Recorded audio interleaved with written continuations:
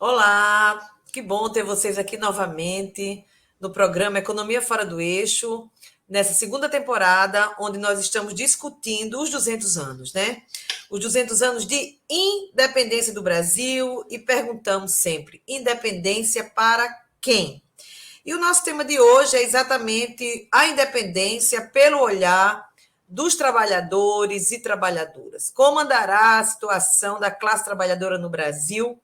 E como sempre esteve, né, nesses 200 anos de independência, numa tecla que a gente vem batendo sempre aqui, que é uma independência que foi feita sem tocar na escravidão, sem tocar na propriedade da terra, né, no uso da terra, né, com toda a economia voltada para a exportação. Então, passados 200 anos, como estará a situação da classe trabalhadora hoje? E hoje é com muita alegria que eu chamo aqui o nosso companheiro querido, o Jardel Lopes, que é membro da Coordenação Nacional da Pastoral Operária, companheiro nosso, entidade membro do Jubileu Sul há muitos anos, desde que fundamos o Jubileu, e aí nossa parceria de caminhada junta, né, Jardel? Bem-vindo aqui ao nosso programa Economia Fora do Eixo. Obrigado, Sandra. É uma satisfação muito grande poder colaborar com esse programa Economia Fora do Eixo, e de modo especial hoje sobre os trabalhadores e as trabalhadoras. Muito obrigada. E como sempre nós fazemos aqui no nosso programa, a gente trata os assuntos, né, do dia desse episódio, já estamos no 12º episódio do nosso programa, e a gente trata sempre a partir de manchetes de jornal. Então, a nossa primeira manchete hoje, vamos dar uma olhadinha nela. É a manchete do Valor Econômico dessa semana. Diz assim, ó, fatia de trabalhadores disponíveis encolhe depois da pandemia. E aí o subtítulo, Auxílio Brasil pode explicar por que a população empregada ou em busca de trabalho não está no nível de 2019, né? Bom, valor econômico, a gente...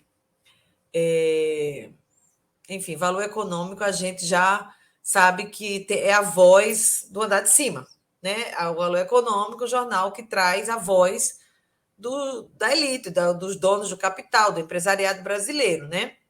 E a matéria parece que sim, ela traz alguns elementos, traz alguns dados, mas na real parece assim que o trabalhador, a trabalhadora está recebendo Auxílio Brasil e não quer trabalhar. Inclusive, o subtítulo da matéria dá essa indicação, né? Quando hoje nós temos 64,7 milhões de trabalhadores no Brasil, dados de maio e junho de 2022, que estão sem emprego, estão fora do mercado de trabalho. Não quer dizer que estejam sem trabalho, mas estão fora do mercado de trabalho, na informalidade, nos bicos, se virando. E essa taxa, hoje em dia, no Brasil, em média, 60% do mercado de trabalho hoje, né, Jardel, está na informalidade. Isso há poucos anos atrás era exatamente o contrário, era 60% do mercado formal e 40% do mercado informal. E rapidamente essa curva virou, né? Aí eu queria perguntar para você, é isso, eu acho que traz esses números, daqui a pouco eu faço a pergunta para você, e essa, de alguma forma, a gente percebe que há vamos dizer assim, a grande imprensa tem trazido muito isso, que tem vagas disponíveis e que não tem trabalhador qualificado para ocupar aquelas vagas. A imprensa tem trazido isso de maneira constante, né? Agora, se a gente olhar outro dado, aqui esse dado não é o dado que traz essa matéria, um dado que traz outra matéria, que está, inclusive, no G1, trazendo informações do DIEESE, né?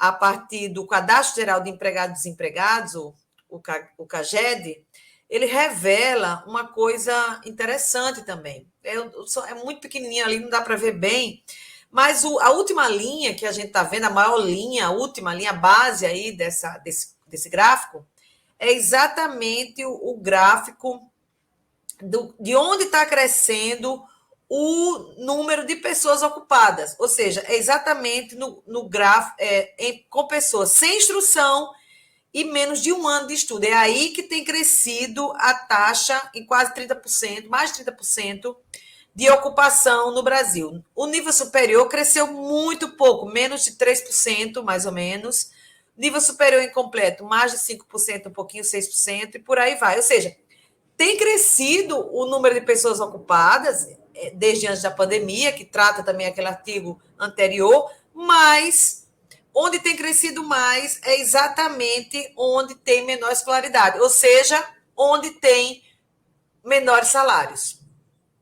Será que é por isso que as pessoas não estão buscando trabalho formal, mercado formal de trabalho, porque os salários são muito baixos? Mas, enfim, vamos perguntar ao Jardel. Jardel,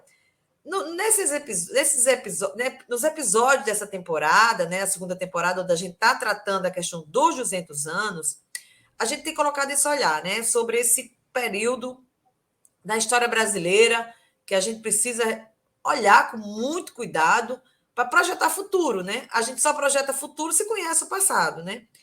O que você destacaria, então, da nossa história, né, que é marcada pelo sistema de escravidão e que agora está, vamos dizer assim, tem outros nomes, né? Talvez o nome agora seja precarização. Como é que você avalia isso? Bem, Sandra, poderíamos estar comemorando de algum modo essa redução do desemprego, né? Esses números que abaixam, enfim, mas os dados mostram exatamente uma outra preocupação, né? Acho primeiramente para destacar essa questão dos dados. Mostra que não poderíamos até, né? Olha que bom que os mais pobres ou menos escolarizados estão conseguindo trabalho, mas há um outro dado que diz que a renda caiu, né? A média salarial das pessoas caíram do ano passado para esse ano, em média até R$ 56 na diferença de contratação. Em algumas profissões, essa diferença chega a até 19% a menos, ou seja, essas pessoas que estão entrando no mercado de trabalho agora, elas estão entrando com uma contratação, um preço, um valor de contratação menor do que um ano atrás, né? Ou seja, o salário mais baixo, mais achatado e condições muitas vezes expostas a condições mais degradáveis ou degradantes da condição do trabalho. Então, é a isso que nós chamamos da precarização do trabalho, ou seja, as condições de trabalho desse novo contexto do emprego oferecido são condições degradáveis, são condições precarizadas na qualidade, então muitas vezes são qualidades ruins de trabalho, na remuneração, são remunerações mais baixas, e quando a gente vai olhar quem são os trabalhadores com a remuneração que tiveram, por exemplo, até 19% a menos na remuneração em relação ao ano passado. São pedreiros, são motoristas de ônibus, são auxiliar administrativo, são garçons, são atendentes de lanchonetes, que, consequentemente, são pessoas que também têm uma escolaridade mais baixa. Isso vai implicar em outras situações, como podemos dizer à frente, as condições análogas à escravidão, né, que afetam exatamente essas pessoas que estão com escolaridade mais baixa e, consequentemente, também recebendo menos no mercado. Então, é isso que nós chamamos da precarização do trabalho, ou seja, aquilo que em outras épocas nós classificamos os trabalhadores, né, como o proletariado, né? Hoje nós teríamos aí uma nova classificação também dos precariados ou dos precarizados, que têm salários baixos, condições degradáveis, que não têm segurança, que têm uma alta rotatividade no mercado de trabalho e que leva essas pessoas em 2020, ao discutirmos o tema do 1º de maio, nós falávamos e trouxemos isso como tema, né, a escravidão dos novos tempos. De fato, coloca as pessoas em situações de escravidões nos tempos de hoje, no modelo de hoje. Se a gente vê a situação é dramática, né? Se a gente vê a situação da maioria das trabalhadoras, principalmente, e a gente vai tratar isso daqui a pouco, mas, por exemplo, caixa de supermercado, que antes era 3 finais de semana de folga e um final de semana trabalhando. Agora são 3 trabalhando e 1 de folga. Ou seja, mesma forma que se inverteu a lógica do trabalho formal para o informal, 40, 60, 60, 40 agora, né? muito rapidamente também os direitos dos trabalhadores, né, e trabalhadoras, e o golpe de 2016 teve um papel fundamental nessa perda de direitos para a classe trabalhadora, né? O golpe de 2016 foi feito para que a taxa de lucro do andar de cima, da burguesia, né, não caísse. Então, tira de onde? Tira dos trabalhadores e trabalhadoras, né? Tira da legislação trabalhista, tira da legislação ambiental, e a gente está vendo isso de maneira muito acelerada no Brasil e de maneira... Aquilo que nós tínhamos antes, inclusive a imagem, né, desse programa no início, a carteira de trabalho, que era assim, o que dignificava um trabalhador, uma trabalhadora. Eu guardo minha carteira de trabalho assim como quem guarda um tesouro, né? Hoje não tem mais sentido, vamos dizer assim, para grande parte, para 60% praticamente da classe trabalhadora brasileira. Mas é isso. Então, a gente vai agora dar uma olhadinha num vídeo da 6ª Semana Social Brasileira, Mutirão pela Vida, por Terra, Teto e Trabalho, e a gente vem discutindo, né, Jadel, nos últimos 2 anos, na 6ª Semana Social, a questão do trabalho. Então, tem um vídeo aí onde a gente vai depois conversar um pouquinho sobre ele.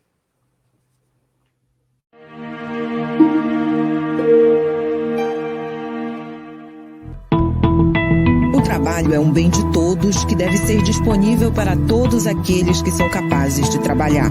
Pleno emprego é, portanto, um objetivo obrigatório para todo o ordenamento econômico orientado para a justiça e para o bem comum. Ao longo da nossa história, as lutas sociais garantiram o direito do trabalho para um grande número de pessoas em todo o mundo, buscando assim criar uma sociedade mais justa e igualitária para todos. Em nossos dias, percebemos que o equilíbrio entre o trabalho e o capital foi rompido.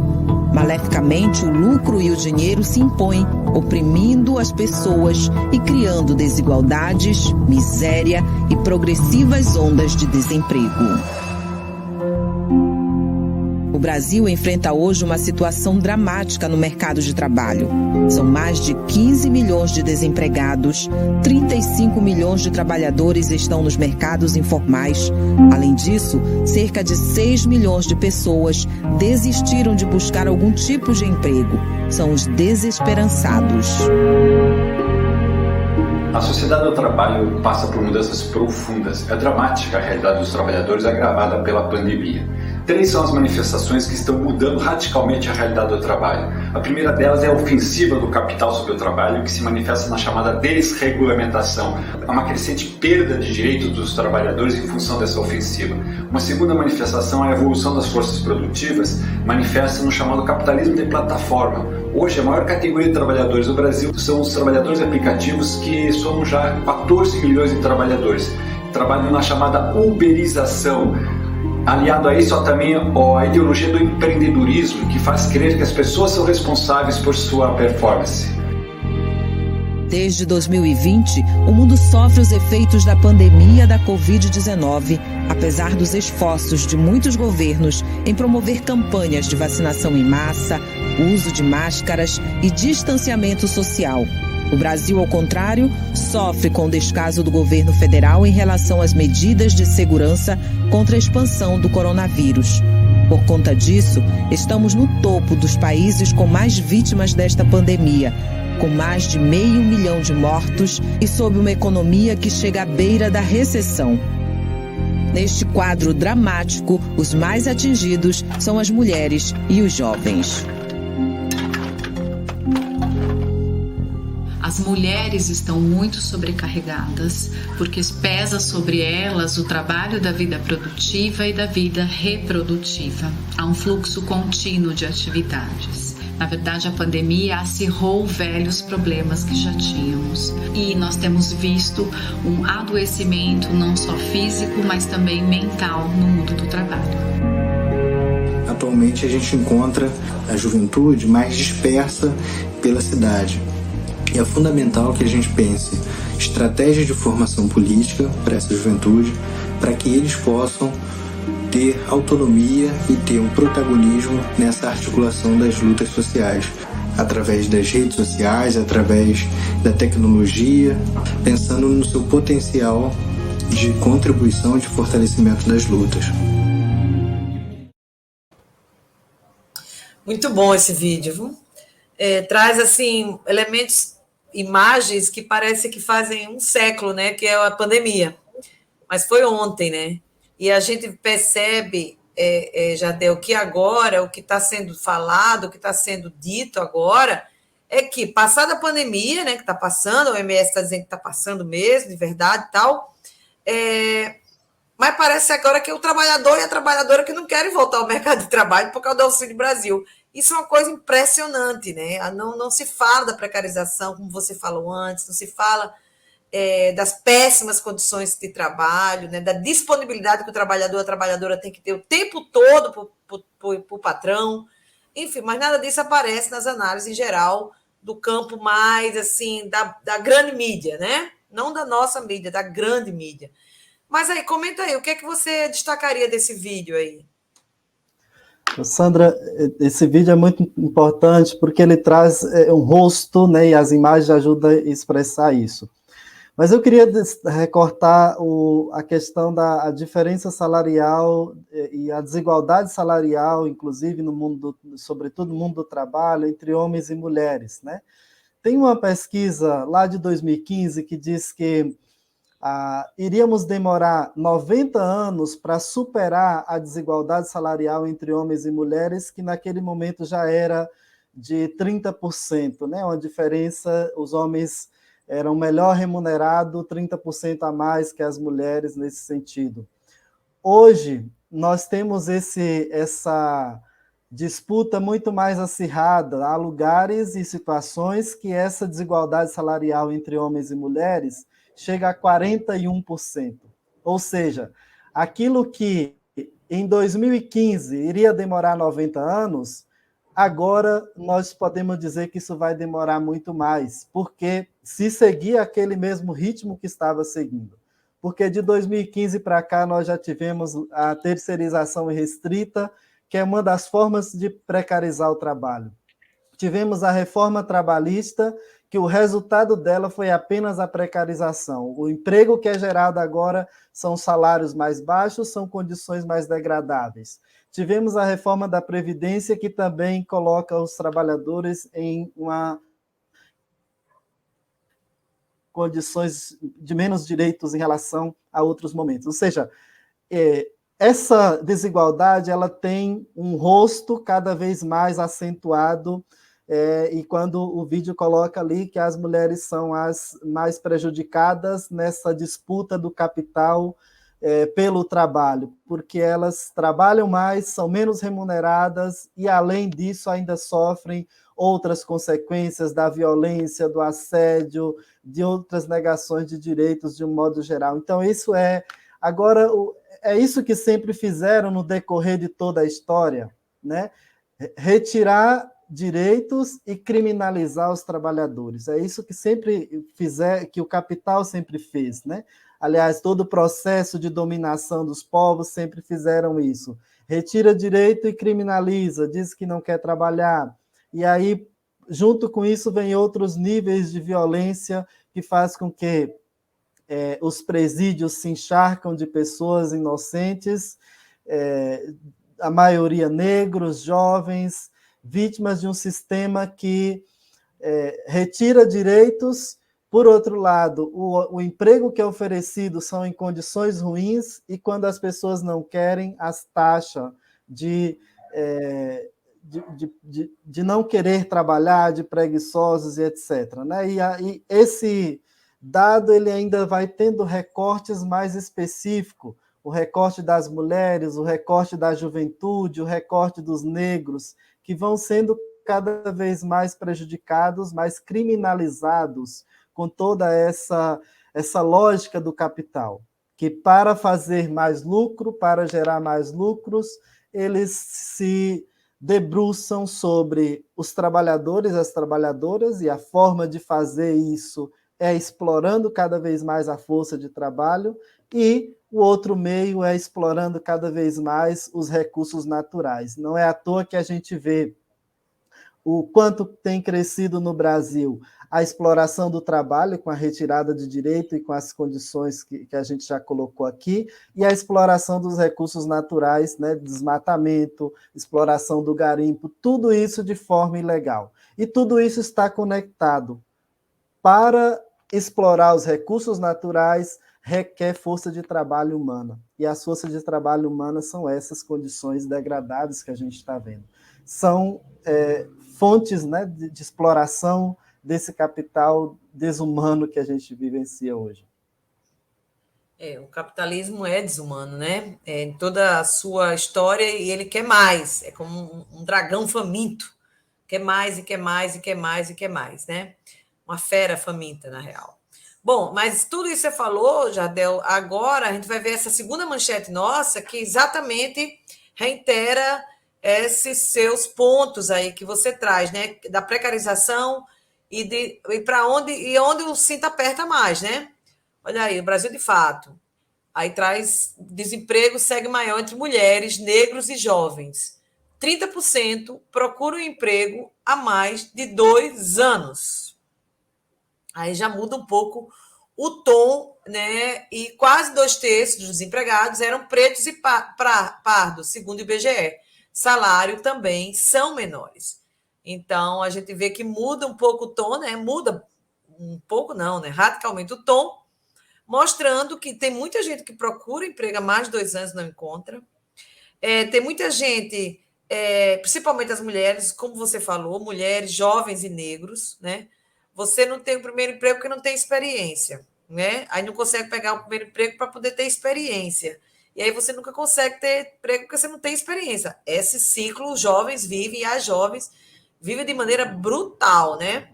No Brasil, de fato, também traz alguns elementos aí, ó. Taxa média de desemprego varia entre 5% a 15%, né?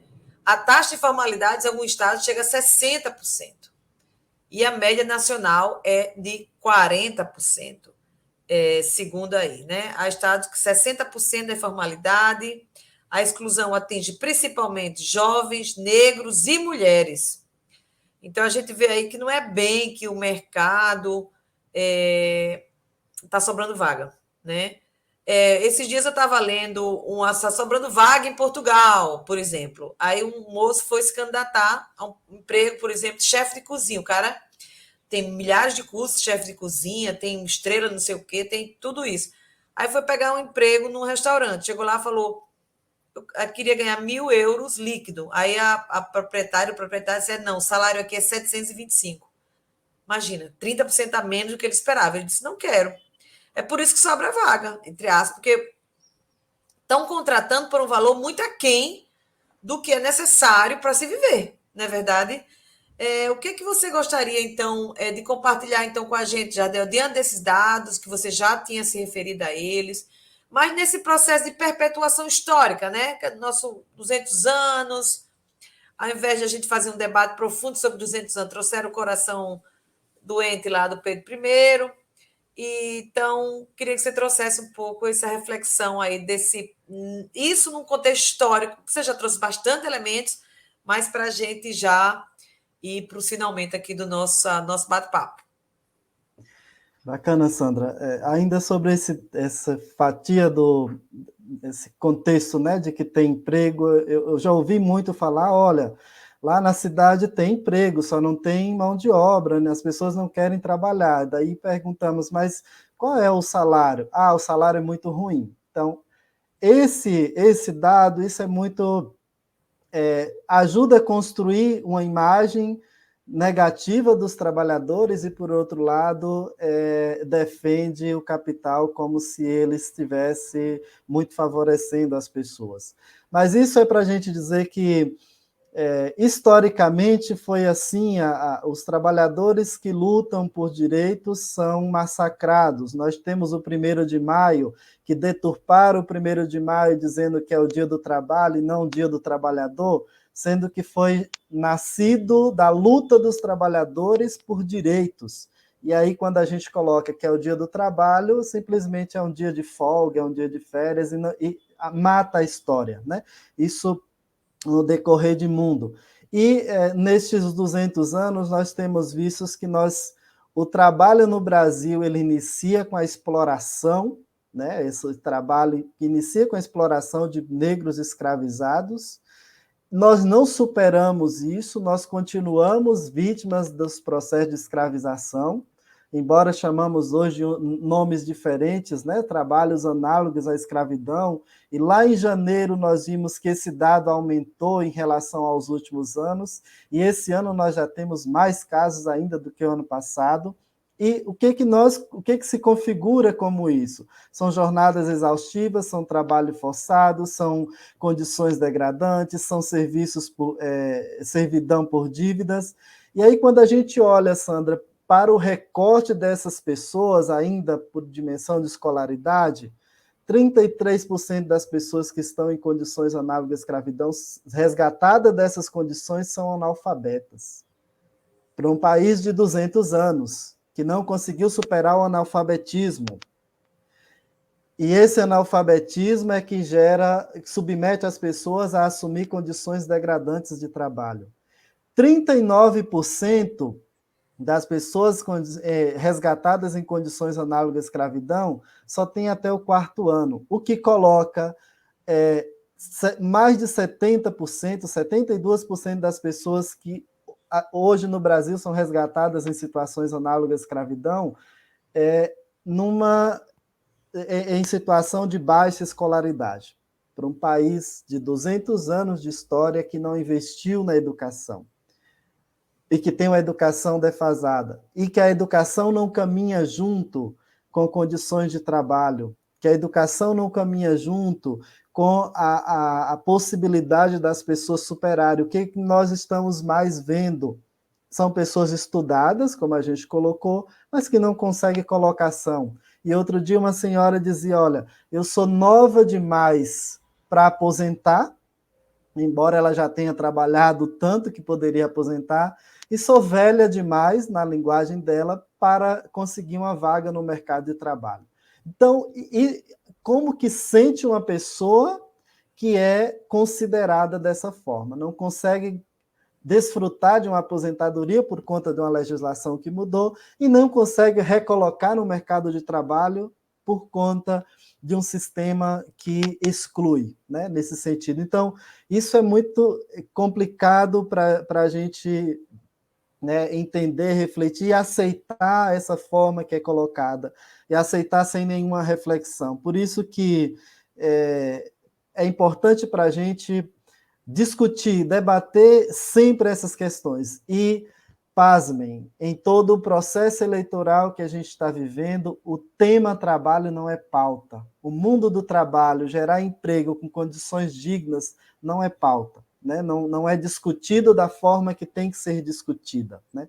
E isso implica muitas coisas, implica gerar trabalho, mas implica também defender as organizações de defesa dos trabalhadores, né? Sobretudo os sindicatos, né? De um modo geral, implica em fortalecer a economia popular solidária, a economia a agricultura familiar, que são formas de gerar trabalho, emprego e qualidade de vida sem necessariamente colocar na relação da exploração do capital.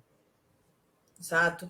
Eu acho que a gente está vivendo esse momento de ruptura, né, no mundo do trabalho. Talvez seja, claro, tem a questão ambiental, né, tem a questão dos limites para o planeta, a crise gerada por esse modelo explorador, né, terrível, a Amazônia sendo desmatada toda hora, esse ano já bateu recorde.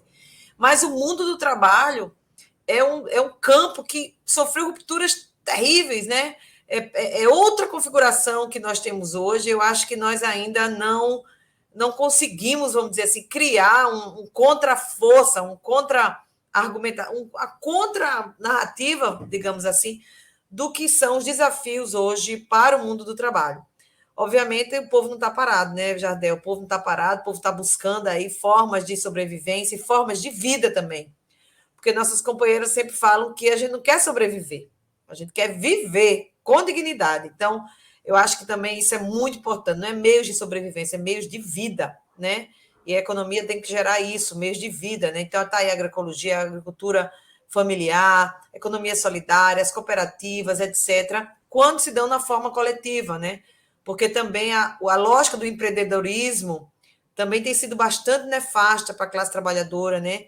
Ninguém sozinho vai sair de canto nenhum, né? Ninguém sozinho vai encontrar a solução para essa crise profunda que a gente está vivendo. Acho que nos coletivos, nas formas, na organização, na luta, para que a gente possa encontrar as saídas aí necessárias para esse labirinto que nós nos encontramos no campo aí do mundo do trabalho, onde a gente pôde hoje trazer alguns elementos e agradecer já ao Jardel. Muito obrigada, Jardel, pela sua participação aqui no Economia Fora do Eixo, nesse debate que a gente poderia ficar aqui horas, porque realmente é um debate que é necessário, que é urgente, e essa ausência que você fala na campanha eleitoral é algo que nos instiga ainda mais para que a gente possa pautar o presidente eleito ano que vem, ou esperamos que brevemente, que a gente possa encerrar esse debate no primeiro turno e que a gente possa construir o Brasil que a gente sonha, o Brasil que a gente quer.